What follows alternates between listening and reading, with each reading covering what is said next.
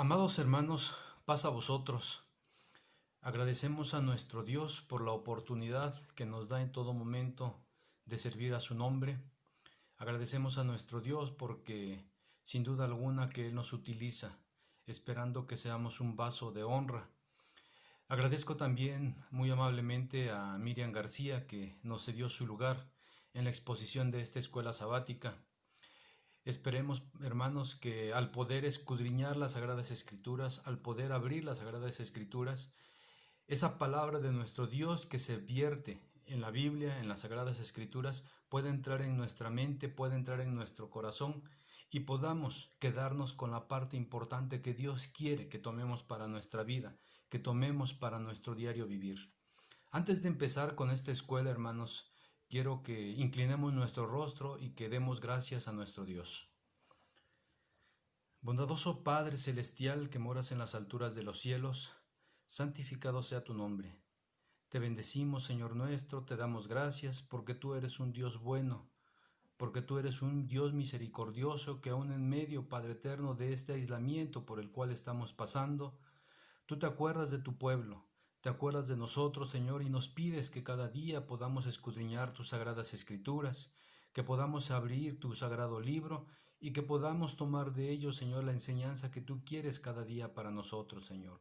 Sin duda alguna, Padre bendito, tú has puesto en la mente, en el corazón de nuestros hermanos que han preparado esta escuela sabática, las palabras necesarias, los comentarios prudentes, para que tu pueblo hoy sea edificado, Señor.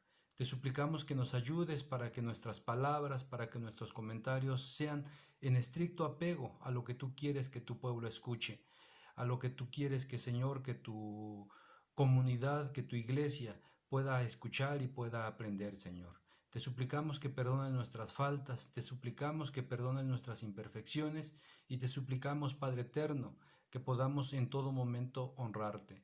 Te damos gracias, Señor, y te pedimos que no nos desampares. Te lo pedimos, te lo imploramos y te damos gracias, Señor, en el dulce nombre de tu Hijo amado, Jesucristo, nuestro Salvador. Amén. Hermanos, muchas gracias.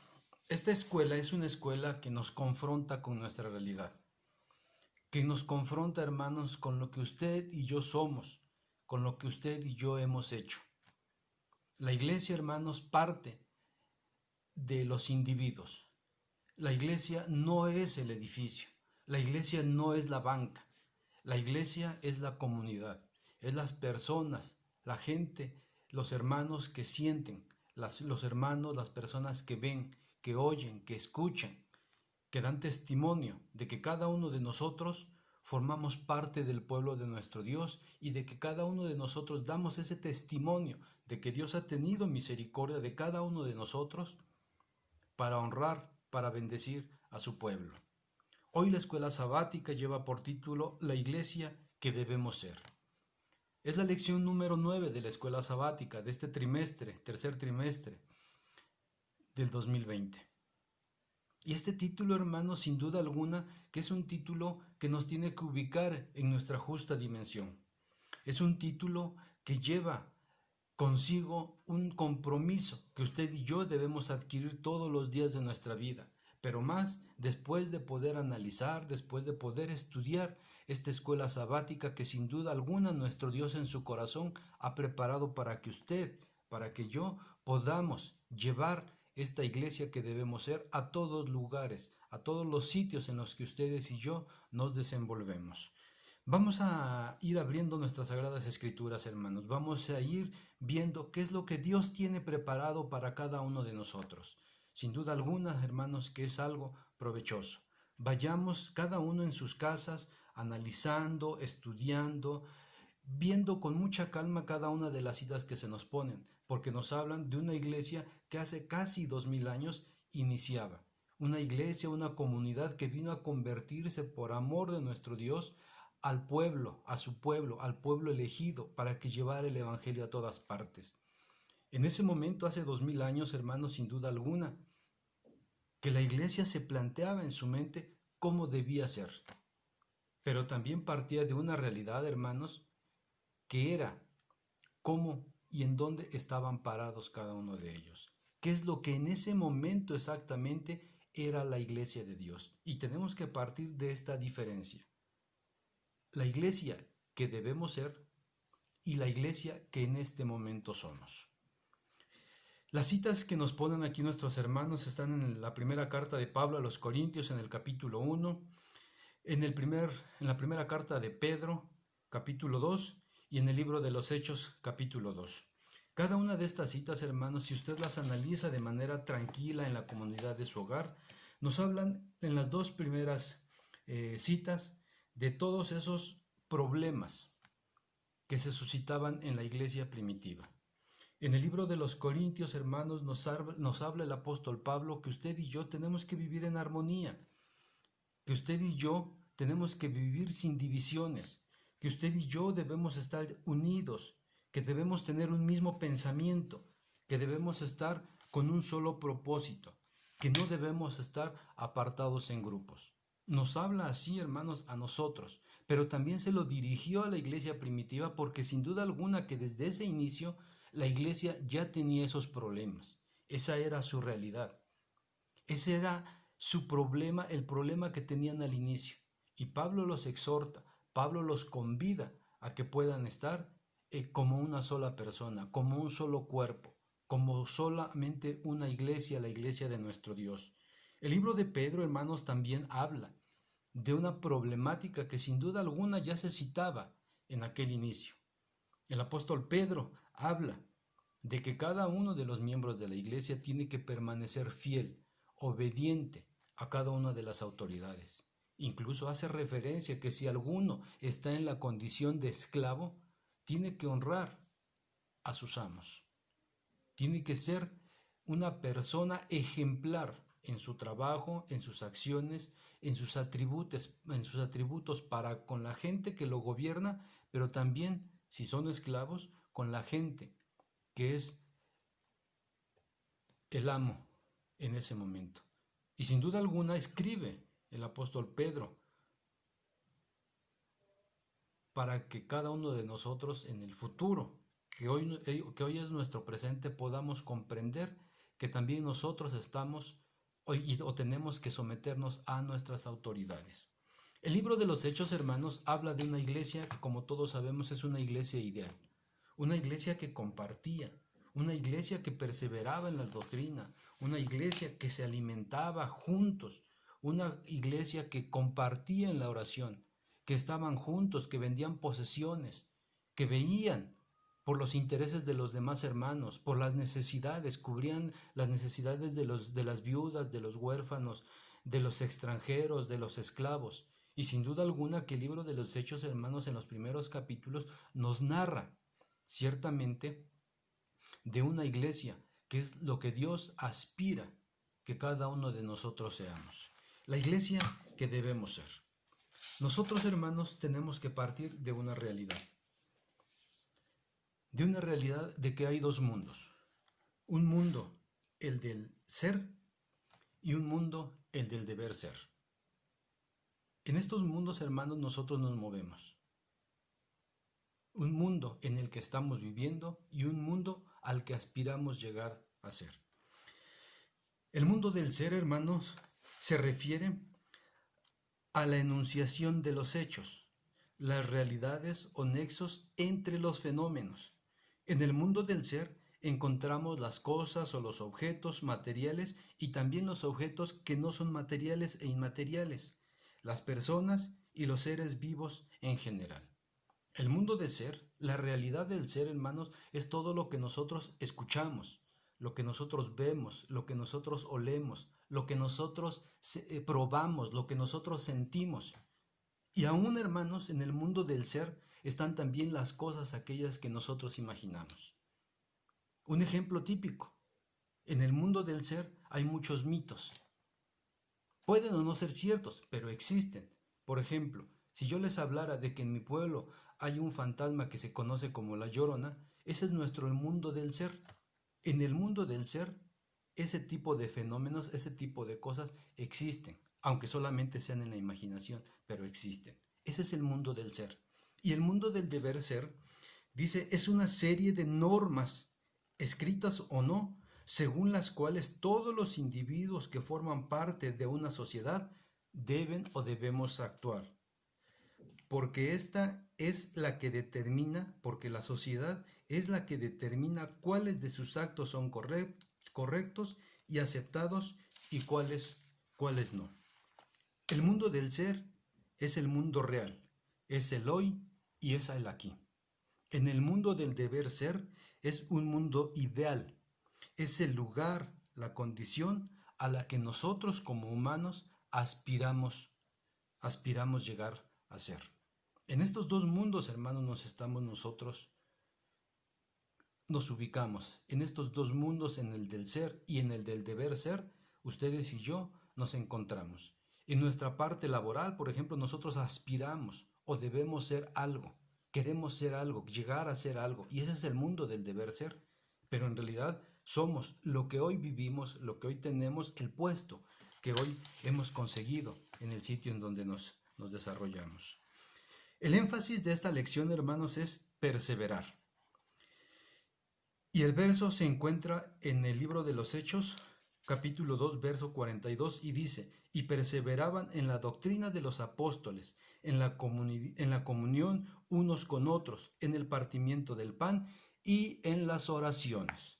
Quiere decir, hermanos, que en este mundo del ser de la iglesia primitiva, la iglesia perseveraba en la doctrina de los apóstoles, en la comunión unos con otros y en el partimiento del pan y en las oraciones. Ese era su mundo, esa era su vida cotidiana. Eso es lo que ellos vivían todos los días de su vida. Ellos compartían con las viudas, ellas compartían con los enfermos, con los necesitados, vendían sus posesiones. Ese era su mundo real. Dice el objetivo de la lección: meditar sobre los modelos existentes de la iglesia para considerar si la inercia del trabajo no nos haya llevado por caminos que debemos corregir. Cuando yo les digo, hermanos, que esta es una lección que nos confronta con nuestra realidad, quiere decir que tenemos que analizar profundamente en nuestro corazón y en nuestra mente cuáles son las cosas que hoy, como iglesia, usted y yo estamos haciendo. ¿Qué cosas, hermanos, usted y yo hoy estamos haciendo que no son correctas, que no están diseñadas en el pensamiento de nuestro Dios? Tenemos que meditar, dice el objetivo, sobre los modelos existentes de la iglesia para considerar si la inercia del trabajo no nos haya llevado por caminos que debamos corregir. Muy posiblemente, hermanos, cuando nosotros reflexionemos, vamos a darnos cuenta que hay algo que estamos haciendo de manera incorrecta. Muy posiblemente, hermanos, cuando nosotros reflexionemos, cuando nosotros analicemos, encontremos que en nuestra vida hay actos, hay acciones, hay pensamientos, hay cosas que tenemos que corregir. Pero no solamente nosotros de manera individual, también nosotros como comunidad de fe, como iglesia. ¿Qué cosas son las que tenemos que cambiar de manera comunitaria?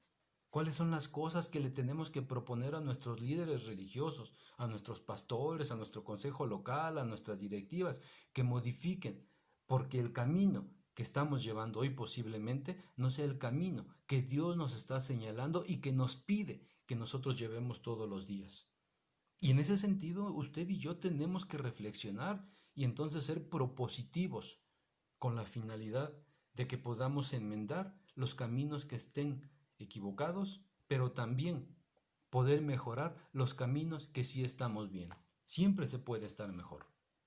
Y Dios quiere que usted y yo estemos mejor cada día de nuestra vida y principalmente en nuestra relación con Él.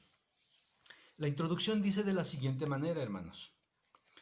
Nos encontramos a 10 años aproximadamente de que la Iglesia cumpla el segundo milenio de su fundación desde Cristo. La Iglesia es una institución que ha prevalecido a pesar de que ha sido perseguida. Es una evidencia de que Dios es fiel. Las fuerzas del infierno no han prevalecido contra ella. 100 de estos casi 2000 años hemos tenido la dicha de haber sido incluidos en los planes de nuestro Dios. El Señor ha dotado a la Iglesia de una base sólida que acompaña nuestra fe y es insustituible, la palabra de nuestro Dios. Dios ha cumplido una promesa constante, no a futuro, la cumple ahora y la seguirá cumpliendo de manera permanente. Las promesas de Dios tienen sello de garantía. La dificultad es saber si nosotros hemos hecho lo que corresponde. ¿Somos la iglesia que debemos ser? ¿Somos la iglesia que debemos ser? ¿Esto que somos hoy es lo que Jesús pensó desde el principio? Podríamos responder a esta pregunta de una manera circular. Dios cumple su promesa. Por tanto, somos la iglesia que debemos ser. Somos la iglesia que debemos ser, por tanto, Dios cumple su promesa. Ambas respuestas son verdaderas. La iglesia es la semilla del reino que Dios ha inaugurado. Así como Jesús se humanó para alcanzar al hombre, todo hombre alcanzado por la iglesia ha sido conectado por Dios, ha sido conectado con Dios por medio del Evangelio. El deseo de Dios es nuestra reconciliación y nuestro perfeccionamiento, según primera carta de Pablo a Timoteo 1:5, Hebreos 9:14 y Hebreos 10:22. Nosotros, hermanos, podemos ver que en la mente de nuestro Dios concibió una iglesia. Él se imaginó una iglesia en donde todos viviéramos en armonía, en donde no hubiera peleas, en donde no hubiera discusiones, en donde, en dado caso que existieran estas diferencias, pudieran con amor corregirse, perfeccionarse, hacerse algo que fácilmente se puede pulir, que fácilmente se puede diluir, porque el amor es algo que se debería sobresalir entre los miembros de una comunidad. En la mente de nuestro Dios, Él pensó que usted y yo viviéramos en armonía, que usted y yo nos lleváramos bien, que usted y yo nos habláramos de manera cotidiana, con la finalidad de que pudiéramos estar al tanto de lo que le pasa uno al otro. Eso es lo que concibió nuestro Dios en su mente. Quería una iglesia que fuera ejemplo cerca de la gente que vive a ellos. Nuestro Dios pensó en una iglesia que se congrega, en una iglesia que ayuda a los necesitados, en unas gentes que nos ayudamos entre nosotros, en una comunidad que no tiene necesidad, porque la necesidad básicamente la provee nuestro Dios a través de cada uno de los miembros de la iglesia. Así como Jesús se humanó para alcanzar al hombre, todo hombre alcanzado por la iglesia ha sido conectado con Dios por medio del Evangelio. Cuando nosotros, hermanos, revisamos los títulos que ya hemos estudiado en lecciones anteriores, en las primeras 8 lecciones, hermanos, encontramos 3 veces que se hablan sobre el Evangelio, de cómo cada uno de nosotros estamos invitados y estamos obligados a que llevemos el Evangelio de nuestro Dios a la gente que nos rodea. ¿Cómo? ¿En qué medida usted, en qué medida yo estoy cumpliendo con ese mandamiento de nuestro Dios de llevar el Evangelio a la gente que nos rodea? De que la gente que nos rodea allá afuera, que la gente que sufre, que padece, que tiene necesidad de alimento espiritual, es sustentado por la palabra de Dios que nosotros le llevamos. En la primera lección, hermanos, de este trimestre nos habla sobre la responsabilidad que tenemos cada uno de nosotros por el Evangelio, por hacer de este Evangelio una acción, un verbo, un movimiento, algo que transmitamos. En la lección número 2, hermanos, se habla sobre la ley de Dios, que esta ley promueve la vida, la justicia y la paz. ¿Qué tanto, hermanos, usted y yo estamos cumpliendo con esa ley de nuestro Dios? ¿Qué tanto cumplimos con los mandamientos que Dios ha puesto en las Sagradas Escrituras para que usted y yo vivamos en armonía con nosotros, con nuestra familia y con la gente que nos rodea? La lección 3, hermanos, nos habló de que solo conociendo la verdad podemos ser libres. La verdad, dicen las Sagradas Escrituras, os harán libres. ¿Qué tan libres somos, hermanos? ¿Realmente conocemos la verdad? ¿Qué tan libres somos, hermanos? Estudiamos la palabra de nuestro Dios para que conozcamos la verdad que viene de parte de nuestro Dios. La lección número 4, hermanos, nos confronta con la iglesia primitiva. Confronta a la iglesia primitiva con la iglesia que hoy usted y yo, de la que hoy usted y yo formamos parte. En la lección número 5 nos habla también de la misión de la iglesia, que se puede ejercer de diferentes maneras. Y nos pregunta la lección número 5, ¿cómo estamos cumpliendo usted y yo nuestro propósito?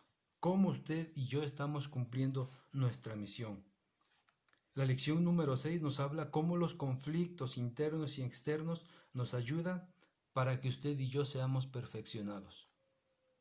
Debe haber problemas, dice esta lección, pero usted y yo los tenemos que resolver de manera amorosa, para que de esa forma esos conflictos internos y externos puedan ayudarnos a que seamos cada día perfeccionados.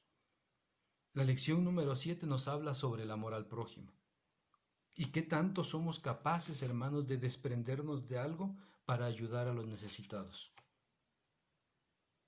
La lección de la semana pasada, hermanos, nos habla sobre la vocación que cada uno de nosotros tenemos que tener para llevar el Evangelio y cómo este Evangelio no excluye, cómo este Evangelio debe llegar a cada una de las personas que nos rodean. A veces nosotros nos hacemos selectivos, hermanos. A veces nosotros actuamos como los escribas y como los fariseos. A veces nosotros decimos, es que los samaritanos no tienen que estar aquí, es que los gentiles no tienen que estar aquí. Y entonces nosotros nos limitamos a hablar de la palabra de nuestro Dios con la gente porque los consideramos impuros, porque los consideramos no merecedores de que ellos posean la verdad del Evangelio. Esta parte de la introducción dice, así como Jesús se humanó para alcanzar al hombre, todo hombre alcanzado por la iglesia ha sido conectado con Dios por medio del Evangelio. Todas las lecciones anteriores, hermanos, nos confrontan con nuestra realidad. Todas las lecciones que hemos visto nos sitúan a usted y a mí en la iglesia que hoy somos. Y quizá salimos reprobados. Quizá no hemos sido la iglesia que Dios se imaginó en su mente. Quizá usted y yo no hemos sido aquellas personas que llevamos el Evangelio a la gente que nos rodea. Hace poco un pastor me preguntaba cuántas personas se han convertido por la palabra que tú le has llevado a esa persona.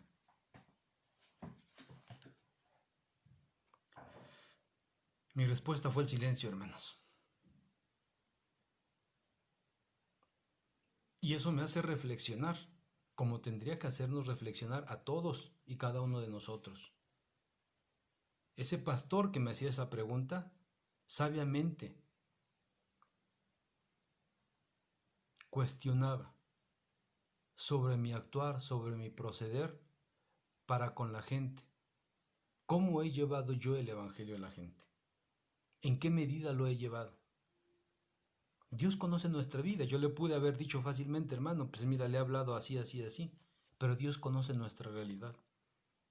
A Dios no le podemos mentir. Dios está en nuestra mente, Dios está en nuestro corazón. Y el pastor se pudo haber quedado muy satisfecho si yo le decía un número. Pero Dios se hubiera puesto muy triste conmigo, porque quizá estaba mintiendo.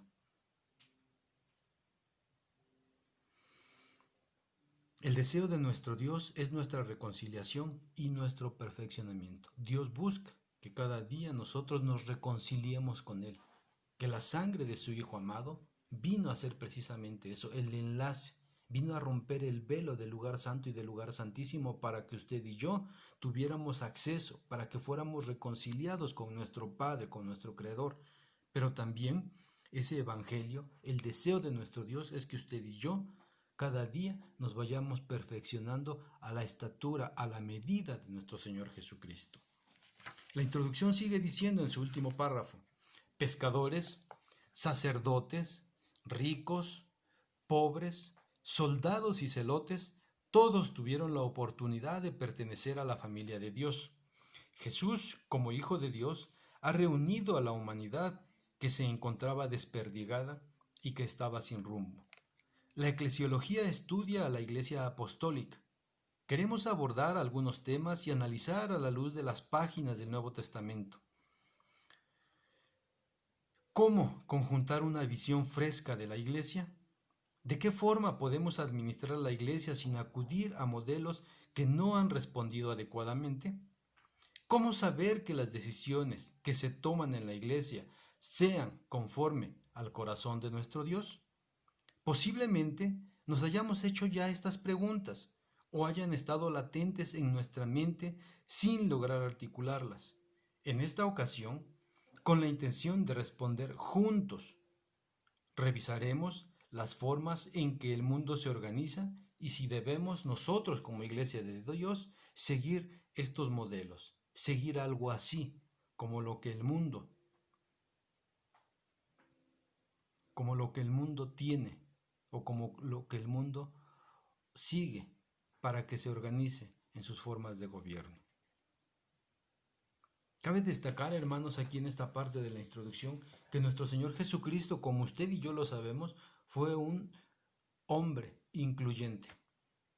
Atendió a esclavos, atendió a mujeres, atendió a enfermos, a leprosos, atendió a samaritanos, atendió a gentiles.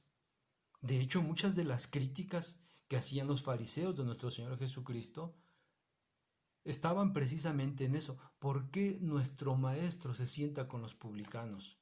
¿Por qué nuestro maestro se sienta con los pecadores? ¿Por qué convive con las mujeres? ¿Por qué convive con los leprosos? Y lo que les comentaba hace rato, hermanos, sin duda alguna, a veces nosotros vemos a la gente y decimos, es que no es digna del Evangelio. Hace tiempo me platicaba mi esposa de una persona que llegó ahí con ustedes al Valle de Chalco. Ustedes se acordarán mucho mejor que yo de este hermano. Me parece que ya falleció, pero es un hermano que repetía mucho amén, amén. No sé quién sería el hermano o la hermana de ustedes que lo empezó a llevar incluso en condiciones alcohólicas. Incluso entró en un estado de falta de lucidez a la iglesia. Pero esa hermana o ese hermano o ese joven o esa señorita tuvieron en su mente precisamente esta inclusión que nuestro Señor Jesucristo vino a pregonar. Tú háblale a toda la gente y Dios va a hacer el trabajo. Yo no sé cuál sea la sentencia de nuestro Dios ante esta persona que les digo, o cuál va a ser la vida que le regale nuestro Dios después de que Él falleció. Pero sin duda alguna, hermanos, sin duda alguna, que esa persona que se acercó a este hombre, en la condición que él estaba, tiene una visión, hermanos, como la visión de nuestro Señor Jesucristo. Nuestro Señor Jesucristo invitó a pescadores, a sacerdotes, a ricos, a pobres, a soldados, a celotes, a cobradores de impuestos, a publicanos, a todo tipo de gentes. Y usted y yo estamos llamados a reflexionar sobre lo que estamos haciendo, sobre si la misión que se nos ha encomendado la estamos cumpliendo fielmente. Nuestro Dios, nuestro Dios nos invita todos los días a que seamos la iglesia que Él tiene en su mente. Nuestro Dios cada día nos invita a que renovemos nuestras fuerzas, nuestras energías y podamos llevar el Evangelio a la gente que nos rodea, que demos un buen testimonio. A veces la forma más práctica de llevar el Evangelio a la gente es cuando nosotros, usted y yo, tenemos un comportamiento correcto. Cuando nuestras miradas no se desvían por algún lugar. Cuando nuestras palabras son palabras prudentes. Cuando nuestras palabras no son palabras obscenas. A veces la mejor forma de llevar el Evangelio a la gente es cuando uno tiene el mejor testimonio. Y cuando la gente se da cuenta que usted y yo tenemos un buen testimonio, la gente se acerca a nosotros y nos pregunta, ¿por qué actúas de esa manera? Hace unos días que estábamos leyendo en casa con mis hijos El pan para el alma, mi hijo me decía, papá, dice, es que ahora en la actualidad es muy difícil, es lo más complicado encontrar heterosexuales. Es más difícil encontrar a hombres y mujeres que tengan el gusto por el sexo contrario. Y yo le decía, sí, hijo, tienes toda la razón. Es muy difícil, le digo. Pero tú y yo, cuando venga nuestro Señor Jesucristo, aunque no encuentre a todo el mundo en esa conducta que Él nos pide que tengamos, Él nos tiene que encontrar a ti y a mí de acuerdo a nuestra biología, practicando nuestra sexualidad de acuerdo a nuestra biología, de acuerdo a lo que Dios puso en nosotros como hombres y como mujeres. Le digo, acuérdate de aquella vez cuando este hombre de Dios, este varón de Dios, le decía a Dios, Dios, tú vas a destruir esta ciudad. Pero si en esta ciudad hay 50 buenos, por amor a esos 50, ¿vas a destruir a todos? Y la respuesta de nuestro Dios era, por amor a esos 50 no los voy a destruir. Y así le fue bajando los números hasta que llegó a un número pequeño. Y le dice, por amor a ese uno, a esos dos, a esos tres, a esos cuatro, a esos cinco, no voy a destruir a esta ciudad. Le digo, hijo, aquí lo importante es que cuando nuestro Señor Jesucristo venga y diga, voy a destruir a la familia, a esta familia, que diga, por Esteban no la voy a destruir.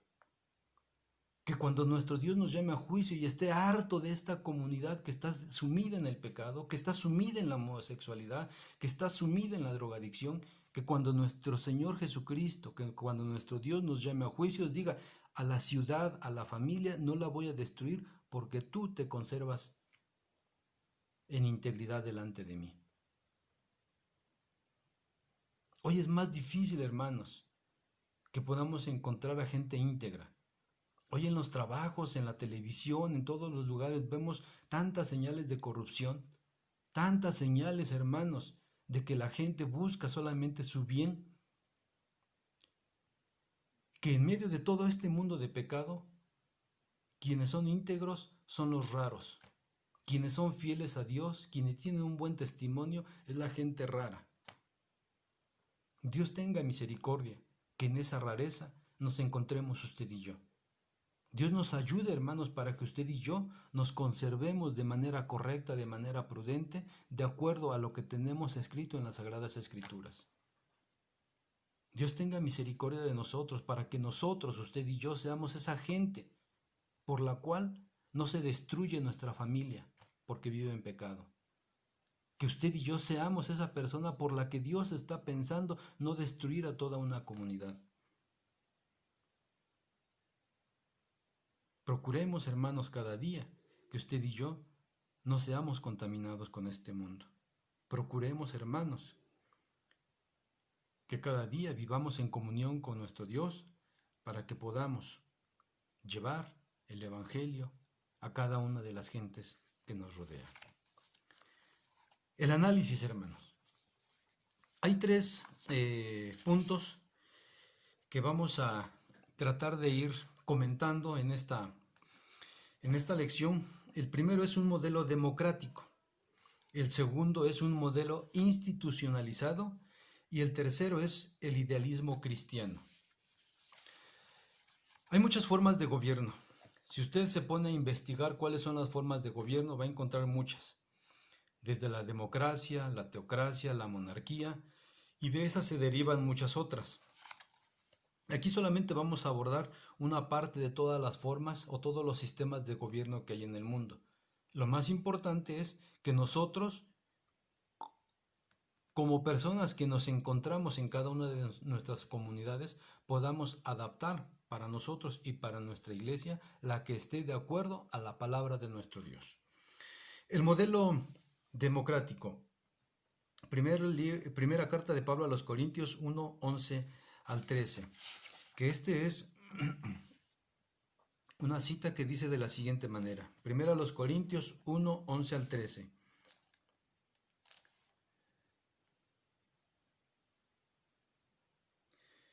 Dice, porque me ha sido declarado de vosotros, hermanos míos, por los que son de Cloé, que hay entre vosotros contiendas.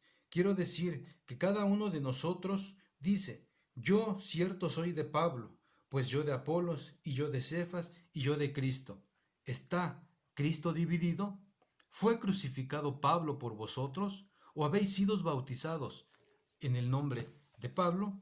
Dice, en los escritos neotestamentarios encontramos momentos en que la iglesia tuvo que reunirse para tomar alguna decisión consensuada entre la mayoría, como lo cita Hechos 6, versos 5 y verso 6.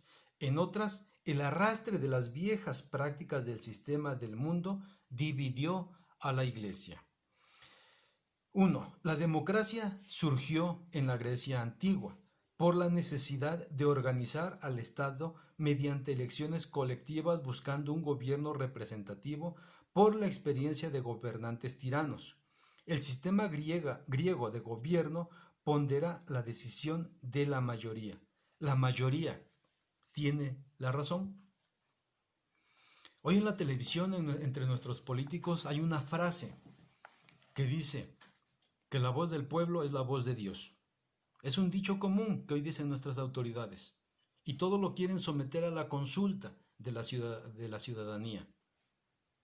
Pero la pregunta que se nos plantea en esta primera parte es, ¿la mayoría siempre tiene razón? Algunos de ustedes quizá estén diciendo sí, algunos de ustedes quizá estén diciendo no.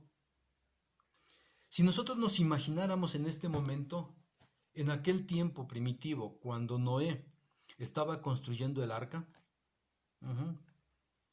si él hubiera sometido a una votación el construir o no el arca, ¿cuál hubiera sido el resultado? Todos sabemos la respuesta. La gente trataba a Noé como un loco. Dicen, ¿cómo va a llover? ¿Qué es eso de la lluvia? Nunca ha caído lluvia del cielo. Acuérdense que las plantas en ese momento eran con el vapor que salía de la tierra, con ese mismo vapor se regaba. No conocían la lluvia. Esa mayoría que decía a Noé, Noé, no construyas un arca, estás loco. Nunca ha llovido y no va a llover. Esa mayoría tenía razón. Ese es un ejemplo que yo puedo darles de que no necesariamente todos los que votamos, la mayoría que vota por algo o por alguien, tiene la razón. Y otro ejemplo más claro que usted y yo conocemos. Nuestro Señor Jesucristo es llevado por los soldados delante de los romanos para que sea enjuiciado. Y estas autoridades dicen, yo me lavo las manos, yo no tengo que hacer nada con este hombre. Yo lo considero inocente. Dice, pero ustedes, ¿qué quieren que yo haga? Y le consulta a la comunidad y la comunidad le dice, crucifícale. La mayoría de la gente, toda la gente que estaba en ese patio viendo el juicio, dijo, crucifícale, mátale, y que la sangre de ese hombre caiga sobre nosotros y sobre nuestros hijos. Esa mayoría, hermanos, tenía la razón. Esa mayoría estaba consciente de todo lo que estaban haciendo. Si bien es cierto que la Grecia antigua surgió la democracia para hacer elecciones más justas según ellos, elecciones colectivas, buscando un gobierno que los representara, un gobierno que ellos eligieron, las mayorías tienen siempre la razón. Con estos dos ejemplos intento demostrarles que no necesariamente las mayorías tienen siempre la razón. 2. La democracia buscaba la isegoría griega, que es la igualdad en el derecho de voz en una asamblea pública. A pesar de la buena intención, esta votación no incluía a mujeres, ni a esclavos, ni a los extranjeros. Se lograba la representación del pueblo. Cuando nosotros volteamos a las Sagradas Escrituras, hermanos, y vemos cómo fue elegido como rey el rey David, dice que cuando llega el profeta a la casa de Isaí, lo primero que ve es a los hijos grandes, a los de mayor edad, y ve que algunos de ellos son altos, algunos de ellos son fuertes, algunos de ellos son bien parecidos. Y entonces lo que hace el profeta es primero decir, es este. Y nuestro Dios le dice, no, Tú ves lo físico, tú ves lo exterior. Yo veo el corazón de la gente. Cuando nosotros, hermanos, vemos que con estos griegos, que con estas personas, ellos buscaban que todos votaran, que todos eligieran o que todos tuvieran voz en una asamblea pública, dejaban de lado a algunas personas y dejaban de lado a las mujeres, a los esclavos y a los extranjeros.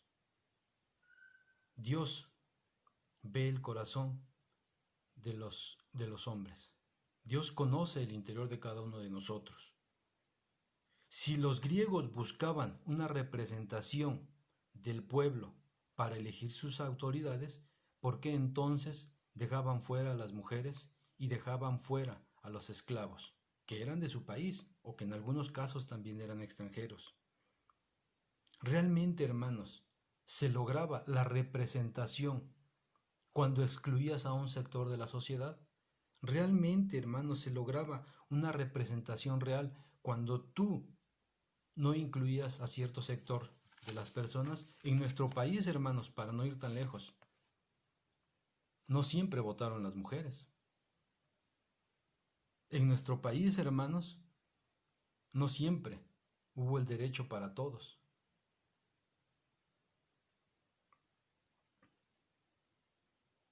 Dios a veces elige a la gente que ha de gobernar del lugar menos esperado. Dios eligió a David de detrás de un rebaño. Dios eligió a David siendo el más pequeño de su familia, siendo un hombre, comparado con Saúl, por ejemplo, no fuerte. A veces, aunque el humano se empeñe en buscar la representación del pueblo para sus autoridades, aunque el humano se empeñe en que todos elijan las autoridades, no siempre tienen la razón. Nuestro Dios, en todo momento, es quien nos ayuda y a veces de los lugares más inesperados, elige a la gente que nos ha de representar. Y como lo veíamos en la introducción, hermanos, nuestro Dios tomó para apóstoles de su Hijo a pescadores, a hombres ricos, a hombres pobres, a soldados, a celotes, a gente que los representara, que formara su iglesia de todos los sectores de la sociedad. La representación del pueblo en la iglesia de nuestro Dios vino de todos los sectores, vino de todas las gentes.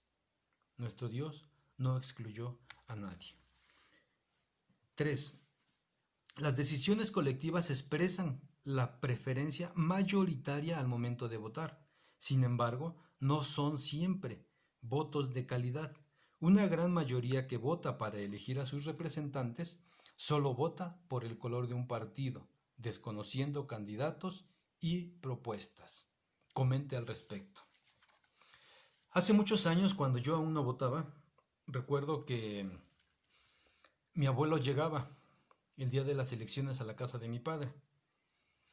Y en el pueblo y los viejos de mi pueblo eran todos priistas. Yo recuerdo que alguna vez escuché a mi abuelo decirle a mi padre: hijo, ya sabes por quién votar. Hijo, no queremos que haya ninguna sorpresa. Tú ya sabes por quién votar y quién nos conviene. En ese sentido, hermanos, sin duda alguna, nadie emite un voto pensado. Nadie emite un voto razonado. Eso era hace mucho tiempo. Hoy las cosas han cambiado. Pero a usted yo le preguntaría, ¿conocemos el nombre del diputado, del senador, de las autoridades que nos representan? Muchos de nosotros fuimos a votar y no tenemos esos detalles. Votamos solamente porque nos vamos por el color de un partido. o porque fue el que habló más bonito, o votamos porque él dijo que siempre iba a acabar con la corrupción, que con él se iban a acabar los pobres, que con él se iba a acabar la inseguridad. Y todos los políticos, si nosotros revisáramos el discurso de todos los políticos de la historia, tienen el mismo argumento. Solamente que unos lo adoran más que otro y por eso ganan las elecciones. Pero en realidad, muchos de nosotros votamos solamente por partidos, no votamos por personas. Las decisiones 4. Las decisiones colectivas o decisiones colegiadas. Las escrituras dicen que donde no hay dirección sabia, caerá el pueblo, mas en la multitud de consejeros hay sabiduría. Proverbios 11:14. ¿Qué es preferible? ¿Qué es mejor? ¿Decisiones colectivas o decisiones colegiadas? De acuerdo al proverbista, dice que en donde hay multitud de consejeros hay sabiduría. Quiera Dios, oremos a nuestro Dios, porque ustedes y yo tengamos en nuestra iglesia siempre personas que sean los mejores, siempre personas que tengan el mejor testimonio, siempre personas que tengan una relación íntima con nuestro Dios para que nos representen. 5. En la elección de los 7 diáconos de Hechos 6, vemos elementos imprescindibles para quienes tomarían un cargo tan delicado. Resolver la inconformidad por la falta de una atención equitativa de las viudas. Se requirió un grupo de consejeros que fueran sabios, de buen testimonio. Esto garantizaría que no actuarían en favor de ellos mismos o de los de su grupo. Y por último, que fuera evidente la acción del Espíritu Santo en sus vidas. La elección de los 7 diáconos. Hay elementos imprescindibles, hay elementos fundamentales que nosotros deberíamos tener al momento que elegimos nuestras directivas, al momento que elegimos nuestro consejo local.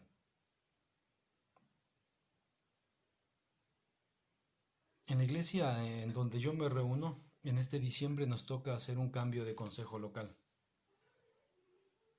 ¿Cómo elegimos a los hermanos para que sean del consejo local? ¿Qué criterios tomamos nosotros como iglesia para elegir que el hermano fulano de tal tiene que ser del consejo local o tiene que ser de la directiva? A veces, en muchas de las iglesias, elegimos al hermano más simpático, al hermano más agradable, al hermano que anda sonriendo, al hermano que anda abrazando a todos. Pero pocas veces, o en algunas ocasiones, hermanos, no vemos, no identificamos qué tan espiritual es nuestro hermano. Hay una forma de identificar qué tan comprometido está nuestro hermano con nuestro Dios, con la misma iglesia. Si usted llega a la iglesia y revisa la lista de diezmadores y no aparece, significa que es un hombre que no debería estar ostentando un cargo de director de alguna sociedad o del consejo local.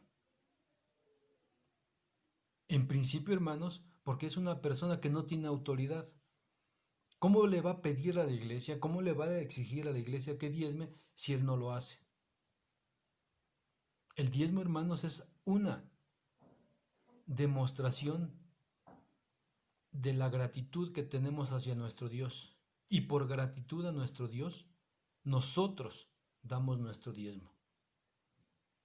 ¿Cómo elegimos a nuestras directivas, hermanos? No sé si a ustedes hoy les toque cambiar de consejo local, pero elegiremos realmente a los mejores hermanos, a los que reúnan esos elementos imprescindibles que se mencionan en el libro de los Hechos capítulo 6.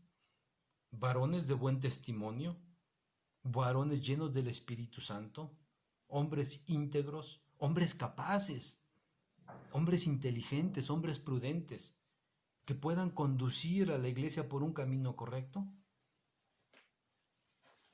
¿O elegimos al que aceptó, al que dijo sí? Como no había otros, pues elegimos al hermano, que él dijo sí. ¿Cómo podemos ver la acción del Espíritu Santo en los hermanos que vamos a elegir? ¿Realmente ponemos en manos de nuestro Dios a través de la oración cada vez que vamos a elegir nuestras directivas? ¿Le pedimos a Dios que realmente nos dé la capacidad para poder identificar a la persona idónea para el consejo local? ¿O nos pasa como el profeta, que cuando vio a los hermanos de David dijo, eres tú, porque eran altos, porque eran fornidos, porque eran guapos? Quizá nada más nos vamos por la parte exterior, pero no analizamos lo que Dios sí puede ver. Pidamos a Dios que nos dé la inteligencia, la sabiduría, para que podamos detectar esos elementos imprescindibles que nos narran las Sagradas Escrituras en el libro de los Hechos 6. El número 6, aquí aparece con el 7, pero es el número 6. La iglesia no es un sistema de gobierno. Los sistemas de gobierno, suelen convertirse en sistemas de poder antes que sistemas de servicio. Compare con la lectura de Lucas 22, 24 al 26. Aquí nuestro Señor Jesucristo está diciendo que el que quiera ser el mayor en el reino, tiene que ser el servidor de todos. Quien quiera ser el más grande, tiene que ser el menor. La iglesia no es un sistema de gobierno. Estos suelen convertirse en un sistema de poder antes que de servicio. Y nuestro Señor Jesucristo dice que para ser grande, que para estar en el reino, que para ser el primero en el reino, tengo que ser un servidor. No tengo que servirme de los demás, tengo que servir a los demás. De esa medida, hermanos, entonces nosotros estaremos cumpliendo con la misión de la iglesia, de ser una iglesia de servicio. ¿Cómo equilibrar el hecho de que la iglesia sea una comunidad espiritual y deba tener una dirección que ayude en su guianza? ¿Cómo equilibrar el hecho de que la iglesia sea una comunidad espiritual y deba tener una dirección que ayude en su guianza? Debemos buscar, hermanos, personas sabias para que dirijan a nuestra iglesia. Debemos buscar a personas que sean espirituales, personas que tengan un buen testimonio, no solamente en la iglesia, un buen testimonio en todas partes. Personas íntegras, personas, hermanos, que tengan la gracia de nuestro Dios. En nuestra iglesia, el sistema de gobierno debe estar dirigido por personas que delante de nuestro Dios vivan de acuerdo al Espíritu Santo. Que vivan cada día como nuestro Señor Jesucristo vivió, cada día en servicio, cada día en entrega, cada día en darse a sí mismo por la gente que lo necesitaba. Análisis. Punto 2. Modelo institucionalizado. Primera de Pedro 2, 13 al 17.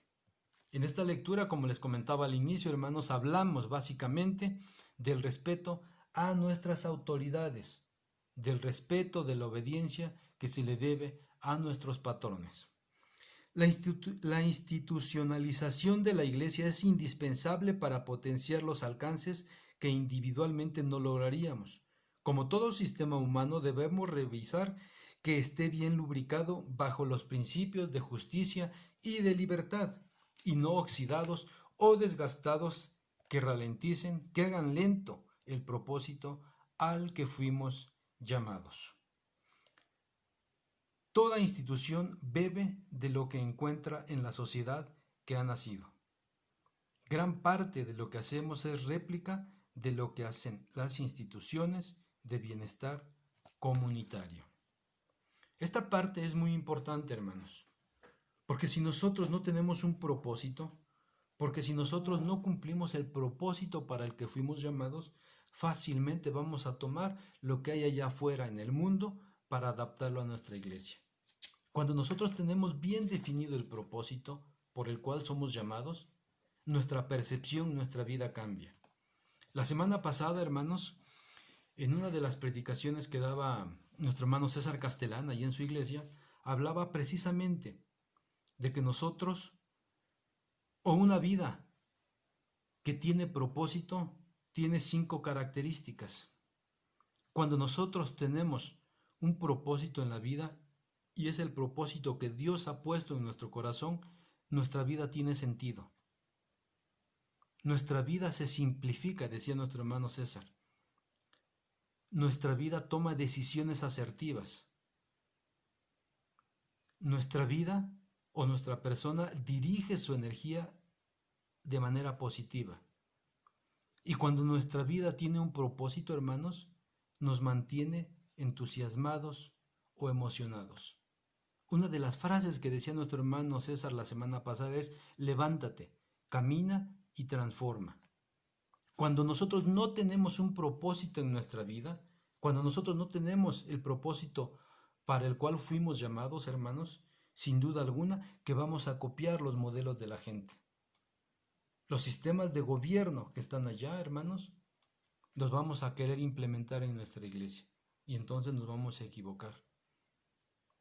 Porque el propósito para el cual usted y yo fuimos llamados es un propósito que está sustentado, que está basado en los principios de justicia, de libertad, de amor, de empatía. Y esos principios los vino a implementar nuestro Señor Jesucristo cuando estuvo en la tierra. Nosotros, hermanos, tenemos que ser fieles a nuestros propósitos, a los propósitos a los cuales hemos sido llamados. Porque si no, entonces solamente estaremos replicando lo que vemos. ¿Qué nos hace diferente a las instituciones de bien comunitario, de bienestar comunitario? ¿Qué nos hace diferentes, hermanos?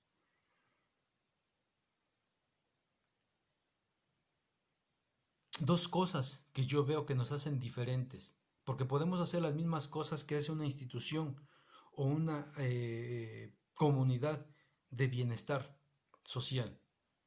Dos cosas que yo veo es que nosotros tenemos, hermanos, que vivir de acuerdo a la guianza del Espíritu Santo y tenemos que actuar con amor. Lo que nos hace diferente de las demás organizaciones sociales, hermanos, del Club Rotario, del DIF, de todas esas instituciones, hermanos, es que usted y yo estamos siendo guiados por el Espíritu de nuestro Dios. Estamos dando fruto, el fruto que nos pide o que sale del Espíritu Santo. Que nosotros actuamos por amor, por gratitud a nuestro Dios.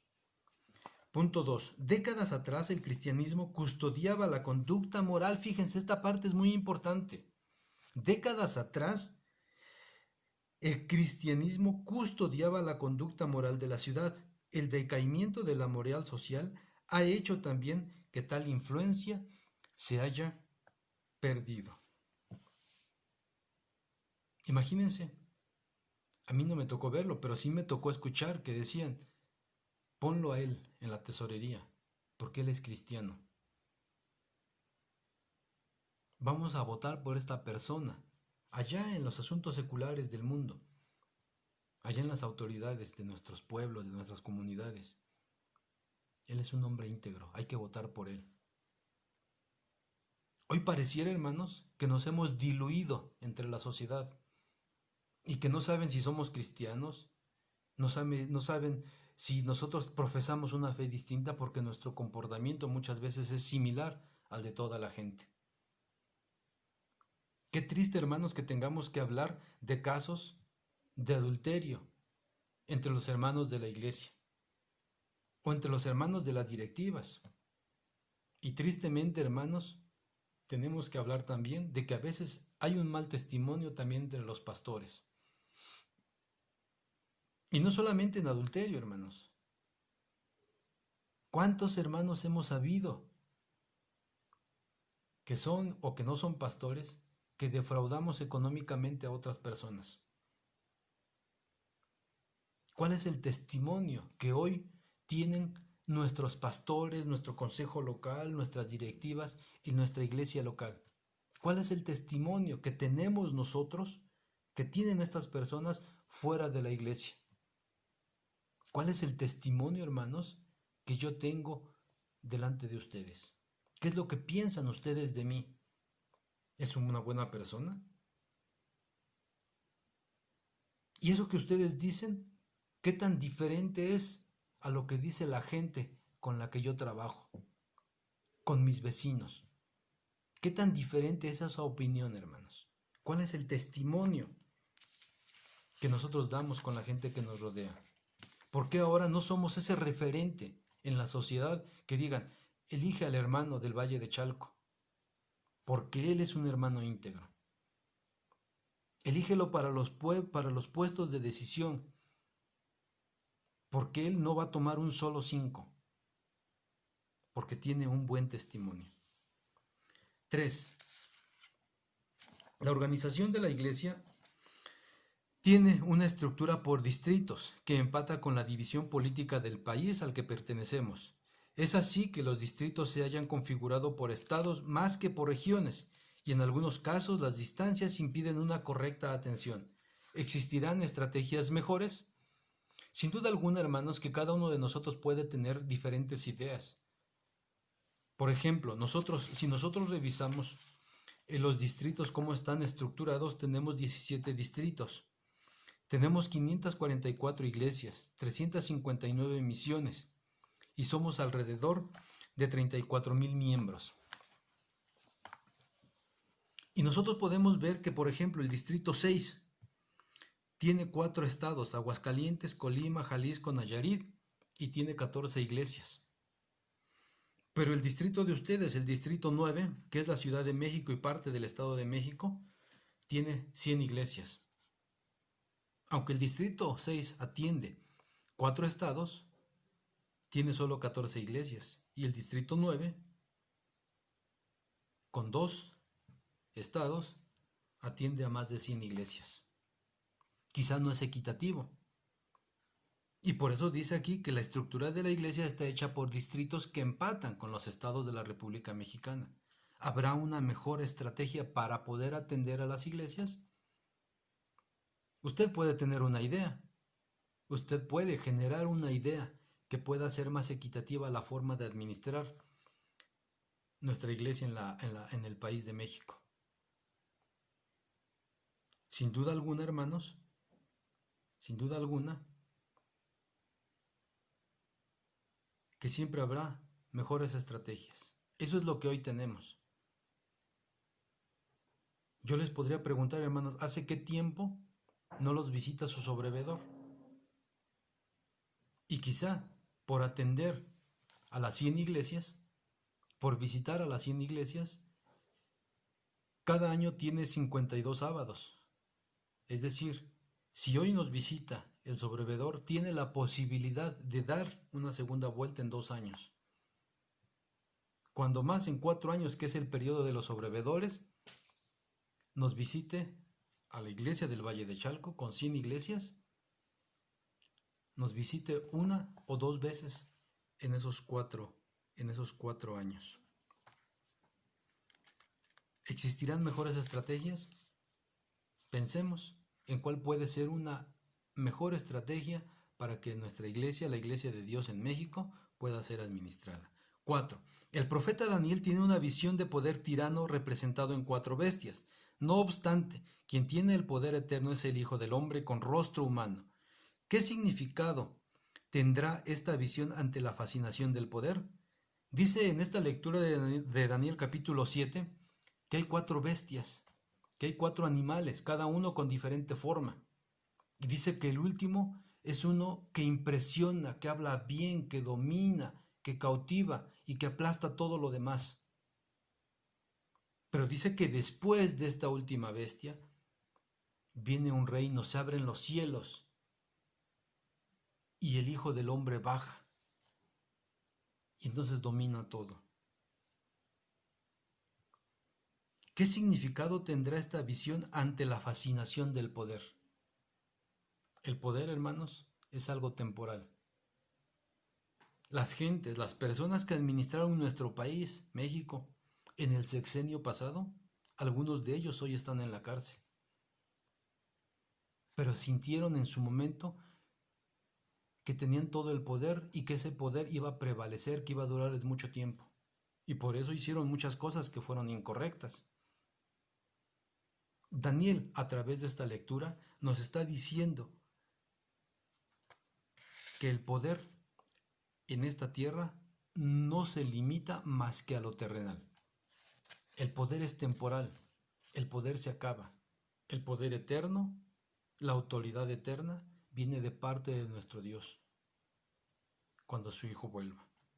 Y aún en medio de este reino, porque Dios pone y quita a los reyes, aún en medio de este mundo temporal, nuestro Dios tiene influencia sobre todas las autoridades. Dios es el poder absoluto. Dios es el todo. Dios gobierna a través de esas autoridades. Pero también les da la libre elección para que puedan ellos hacer cosas buenas o cosas malas. El hombre tiene la elección de hacer o de tomar un camino o de tomar otro. El poder es un área de tentación para el creyente de la que debemos mantenernos a distancia. Imagínense, había en mi pueblo, hermanos, había un hombre que siempre decía: Dios, no me des, solamente ponme donde hay. Y quizás es un dicho que ustedes han escuchado: Dios, no me des, solo ponme donde hay. Y dice aquí, el poder es un área de tentación para el creyente de la que debemos mantenernos a distancia. Imaginen si esa persona que les comento tuviera un puesto en donde tomara decisiones o fuera representante de una comunidad. Seguramente iba a abusar de ese poder. Seguramente se iba a servir de ese poder para llegarse de algunos recursos económicos. Usted y yo, que somos creyentes, no aspiremos a tener esos poderes terrenales, a esos poderes, a esos sistemas de gobierno temporales. Nosotros seamos y estemos sometidos ante la autoridad que viene solamente de nuestro Dios. Ese poder, hermanos, debe mantenernos a distancia. Ese poder es un área de tentación. Y por eso es que hoy vemos en la televisión, estas últimas semanas, hermanos, tantos videos de personas que estuvieron o que están en el gobierno recibiendo cantidades fuertes de dinero, porque el poder es una tentación muy grande para todas las personas, sean o no sean creyentes de nuestro Dios. Por eso nos pide aquí que nosotros nos mantengamos a una distancia prudente de esos sistemas de gobierno. Tercera parte, idealismo cristiano, Hechos 2, 42 al 47. La iglesia es la manifestación de Dios en la tierra, en el Emanuel que está con nosotros hasta el fin del mundo. ¿Qué tan lejos estamos, hermanos, nosotros, usted y yo, de la iglesia ideal? ¿Qué testimonio tiene la iglesia con nuestros vecinos? Porque la lectura de Hechos 2:42 habla de que el pueblo, de que la iglesia tenía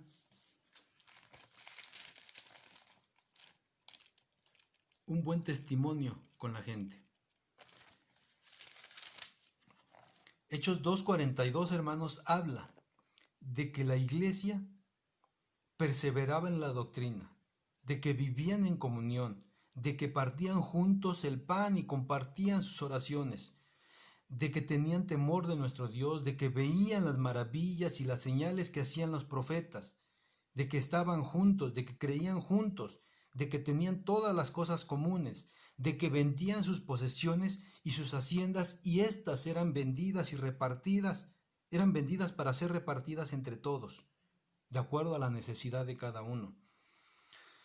Cada día dice Hechos 2 que perseveraban en el templo, partiendo el pan en las casas, comían juntos, estaban alegres y tenían una sencillez de corazón. Vivían alabando a Dios y teniendo gracia con todo el pueblo. ¿Qué tan lejos, hermanos, estamos de ser esa iglesia primitiva? Hace un par de años entró a la iglesia donde nos reunimos un vecino, diciendo: ¿de quién es este carro de tal color con tales placas? Gritando. Dices que ya les he dicho que no los dejen en la puerta de mi casa, en la entrada de mi casa. Ese es el testimonio que tiene nuestra iglesia con los vecinos. ¿Cuál es el testimonio que tienen ustedes en la iglesia de Valle de Chalco con los vecinos que le rodean? ¿Seremos de bendición cuando nos reunimos en las iglesias para los vecinos de nuestro templo? ¿Qué tan lejos, hermanos, estamos de ser esa iglesia ideal?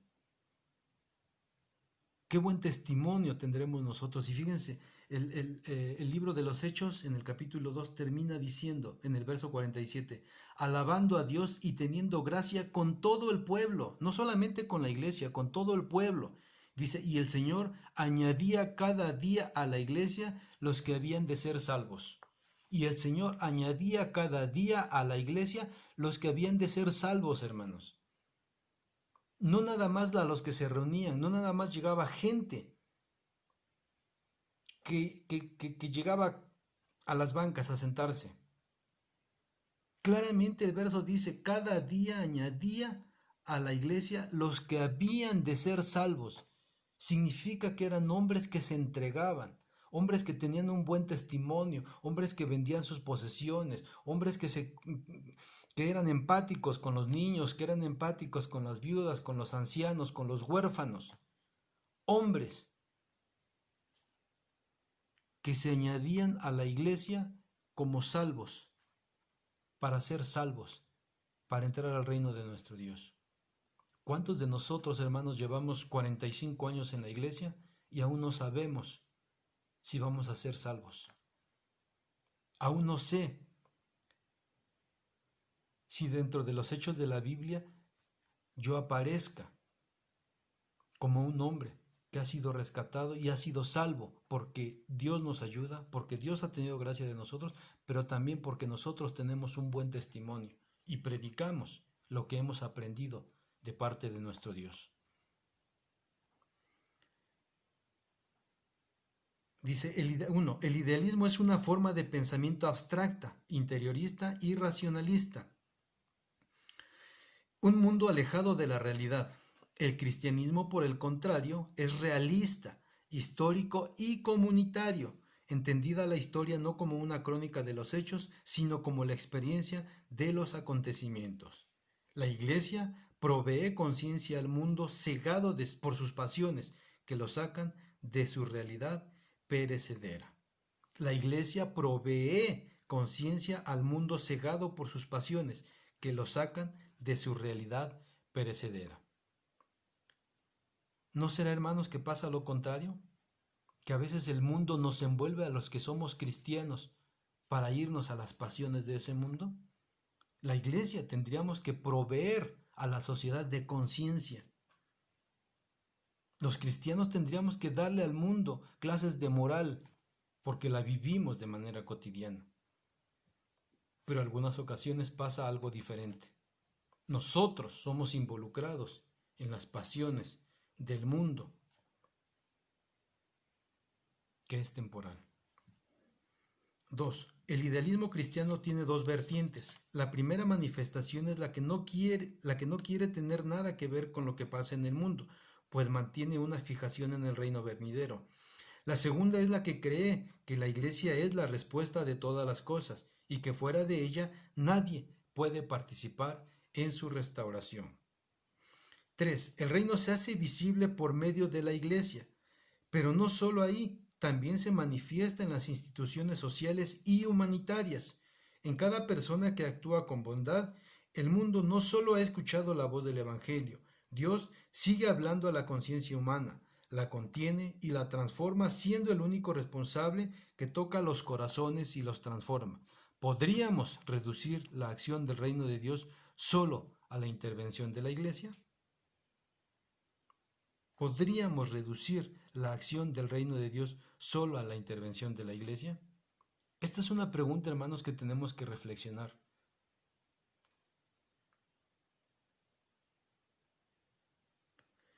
Dice, el reino se hace visible por medio de la iglesia, pero no solo ahí. El reino, empieza diciendo el punto 3, el reino se hace visible por medio de la iglesia, pero no solo ahí. También se manifiesta en las instituciones sociales y humanitarias, en cada persona que actúa con bondad. ¿Podríamos entonces reducir la acción del reino de Dios solo a la intervención de la iglesia?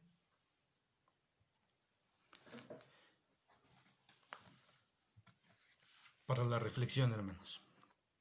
La iglesia no es producto terminado. En ella coexisten la verdad y el error, nuestra bondad, pero también nuestra malicia. Debemos ser inocentes en nuestro actuar, pero no ingenuos para dejar de estar alertas. No permitamos que el idealismo diluya la acción responsable de la iglesia. No permitamos que el idealismo diluya la acción responsable de la iglesia. ¿Sí? Quizá no somos la iglesia ideal. Quizá no somos una iglesia perfecta. Pero en medio de esa imperfección, hagamos la parte que nos corresponde. Hagamos las cosas que están escritas en las Sagradas Escrituras. Llevemos fruto. Hagamos que la sociedad se sienta orgullosa, se sienta tranquila, se sienta protegida, porque hay un templo ahí cerca. Y porque en ese templo va usted y voy yo. Y entonces damos un buen testimonio porque cada sábado, porque cada semana atendemos a los vecinos que están en necesidad. ¿Habrá necesidad cerca de su iglesia, hermanos? ¿Habrá niños que no tienen que comer? ¿Habrá ancianos que necesitan que los visitemos? Hace muchos años conocimos a una hermana muy mayor que no tenía familia. La iglesia se hizo responsable de ella. Todos los días la sociedad femenil le llevaba comida. Todos los días le llevaba desayuno, comida, la alimentaba, le daba sustento, le ayudaba con su renta. Todos los días. La gente notaba esa ayuda. A la gente quizás se le olvida, pero Dios en su memoria tendrá misericordia de aquellos hermanos, de aquellas hermanas que ayudaron a tener una buena vejez a esta hermana. La hermana se convirtió. La hermana murió creyendo en Dios. Cuando la sepultamos, solamente había gente de la iglesia de Dios. Vivía en una calle de la iglesia. ¿Cuánta gente habrá con esa necesidad cerca de la iglesia donde usted y yo asistimos? ¿Cuánta gente habrá con necesidad de que nosotros seamos las manos de nuestro Dios? Porque cuando nosotros oramos le decimos a nuestro Dios, Dios, llévale el pan a las viudas, a los huérfanos, a los necesitados, a los enfermos. Pero Dios nos está diciendo, pues ahí estás tú, llévaselo tú. Yo físicamente no voy a llegar, por eso te tengo a ti. No permitamos que el idealismo diluya la acción responsable que usted y yo tenemos como iglesia. Aplicación. Si tuviera que decidir meticulosamente el liderazgo de su iglesia local, ¿quiénes reunirían para usted los requisitos de Hechos 6.3? Si tuviera que decidir meticulosamente el liderazgo de su iglesia local, ¿quiénes reunirían estas características de Hechos 6? ¿Qué cosas tendríamos que revisar para que un hermano fuera el líder de nuestra iglesia local? Yo pondría algunas. Una, diezma, asiste regularmente, es puntual, es responsable, es atento, es servicial, es alegre, es positivo, tiene el Espíritu Santo. actúa bajo la acción del Espíritu Santo. 2. Cuide que sus motivaciones para el servicio de la iglesia estén libres de toda ambición del poder. Si detecta algún indicio de haber caído en esta tentación, pida a Dios un espíritu fuerte para resistir a sí mismo. 3. La iglesia no debe dar por concluida su misión por los éxitos temporales que pudieran lograr. Sigamos caminando bajo la poderosa mano del Señor. No porque ya hicimos un culto de evangelismo que fue exitoso, no porque tenemos campañas sociales, no porque tenemos un templo hermoso, digamos, hasta ahí hemos alcanzado un éxito temporal. Hasta ahí es mi misión. Nosotros no podemos dar por concluida nuestra misión hasta que Dios nos llame a cuentas. Mientras estamos obligados a trabajar en favor del Evangelio, en favor de la gente que nos rodea, en favor de la gente que tiene necesidad espiritual, material y en todos los sentidos. Conclusión. La Iglesia ejerce sus funciones bajo el señorío de Cristo, quien a pesar de tener todo poder, fue libre de ambición. Prueba de ello el modelo comunitario de la Iglesia en el que gozamos de igualdad y libertad que nace de su predicación. Requerimos revisar periódicamente nuestros modelos para no tropezar. Luchemos por conservar una visión responsable, realista y renovada de los problemas del mundo. Solo así sabremos dónde se encuentra el mal y tendremos los elementos para combatirlos. La Iglesia ejerce sus funciones bajo el señorío de Cristo. La Iglesia, hermanos, que debemos ser, es una iglesia que diezma. La iglesia que debemos ser es una iglesia que ora. La iglesia que debemos ser es una iglesia que visita, es una iglesia que ayuda al prójimo, es una iglesia que lee la Biblia. La iglesia que debemos ser es una iglesia que tiene un buen testimonio. La iglesia que debemos ser es aquella iglesia que evangeliza. La iglesia que debemos ser es aquella que cuida de los niños, que cuida de los ancianos, que pone al servicio de los demás sus dones. La iglesia que debemos ser es aquella que atiende a las viudas, que atiende a los enfermos, que vela por su propia familia, que lleva alegría a los que están tristes. La iglesia que debemos ser, hermanos, es la iglesia que se goza con los que están alegres. La iglesia que debemos ser, hermanos, es la iglesia que busca todos los días a nuestro Dios.